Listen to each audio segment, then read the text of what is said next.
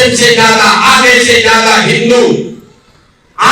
ज्यादा हिंदू जो आज भाजपा से जाति के नाम पर नहीं, विचारधारा के नाम पर लड़ रहे हैं, उनके विरोध में खड़े हैं, वो आधे हिंदू अगर 20% मुसलमानों के साथ मिलकर राजनीतिक सामाजिक गठजोड़ बना ले तो दुनिया की कोई ताकत उनको जीतने से नहीं रोक। मुसलमानों ने आजादी की लड़ाई लड़ी, बाबा साहब अम्बेडकर, कम्युनिस्ट और समाजवादियों ने आजादी की लड़ाई लड़ी, भाजपाइयों ने आजादी की लड़ाई नहीं लड़ी। देखिए, चुनाव में जब पार्टियां उतरती है तो उतरने से पहले अपना एक समीकरण बनाती है, अपने समीकरण के हिसाब से पहुंचने का प्रयास होता है उस जादुई आंकड़े का जो 50% सीटों का है। वहां तक पहुंचने के बाद ही सत्ता का दरवाजा जो है वो खुलता है। तो ऐसे में अलग अलग पार्टियां अपने अपने अलग अलग वोट कैडर तैयार करती है। पहले कांग्रेस के बारे में कहा जाता था कि कांग्रेस फॉरवर्ड्स की पार्टी है, फिर बाद में बीजेपी फॉरवर्ड्स की पार्टी कही जाने लगी। राजद की बात करें तो राजद एमवाई समीकरण की बात करती है। उसी तरीके से अलग अलग जो पार्टियां हैं उनके अलग अलग कैडर्स हैं। ऐसे में प्रशांत किशोर ने भी आज अपना राजनीतिक समीकरण बताया है। प्रशांत किशोर ने अपना राजनीतिक समीकरण बताते हुए बताया है कि किस प्रकार से वो सत्ता में पहुंचेंगे। हम आगे बात करेंगे उनके समीकरण के बारे में, लेकिन पहले उनके ही जुबानी सुनिए कि वो क्या कुछ बता रहे हैं। बिहार में कर रहा है, ये सिर्फ बिहार जीतने की लड़ाई नहीं है, इस बात को स्थापित करने की लड़ाई है कि 50% से ज्यादा, आधे से ज्यादा हिंदू जो आज भाजपा से जाति के नाम पर नहीं, विचारधारा के नाम पर लड़ रहे हैं, उनके विरोध में खड़े हैं, वो आधे हिंदू अगर 20% मुसलमानों के साथ मिलकर राजनीतिक सामाजिक गठजोड़ बना ले तो दुनिया की कोई ताकत उनको जीतने से नहीं रोक सकती है, कोई नहीं रोक सकती है।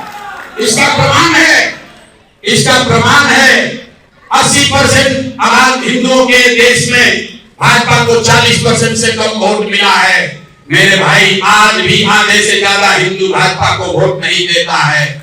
जरूरत इस बात की है कि ये जो हिंदू हैं, जो मैं रोज समझाता हूं, जो गांधी को मानने वाला हिंदू है, जो बाबा साहब का फॉलोअर है, जो कम्युनिस्ट विचारधारा के मानने वाले लोग हैं, जो लोहिया जयप्रकाश को मानने वाले हिंदू हैं, ये लोग आज भी आधी आबादी हिंदुओं की है जो इन 4 विचारधारा के मानने वाले लोग हैं।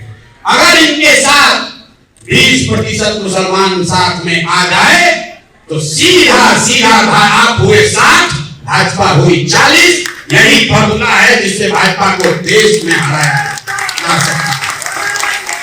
और अगर राजनीति को किनारे भी कर दें तो यही वो लोग हैं जिन्होंने आजादी के लिए अपना खून बहाया है। गांधी के मानने वाले लोगों ने आजादी की लड़ाई लड़ी, मुसलमानों ने आजादी की लड़ाई लड़ी, बाबा साहब अम्बेडकर, कम्युनिस्ट और समाजवादियों ने आजादी की लड़ाई लड़ी, भाजपाइयों ने आजादी की लड़ाई नहीं लड़ी थी। तो अगर जैसे देश में आजादी हासिल करने के लिए मुसलमानों का और इन 4 विचारधारा के मानने वाले लोगों का गठबंधन बना था, उसी तरह अगर आज आपको नई व्यवस्था खड़ी करनी है तो विचारधारा आधारित व्यवस्था बनानी पड़ेगी। लोहे को लोहा काटता है मेरे भाई, जो संघ है, भाजपा है, वो विचारधारा आधारित व्यवस्था है। अगर भाजपा की विचारधारा से लड़ना है तो महात्मा गांधी की विचारधारा को ही खड़ा करना पड़ेगा, दूसरा कोई रास्ता नहीं। मुसलमानों को बस मैं इतना ही कहूंगा मेरे भाई, अब अगले 2 महीने अभी भी आंख बंद करके भरोसा मत कीजिए, देखते जाइए। खेल अभी अब शुरू हुआ है,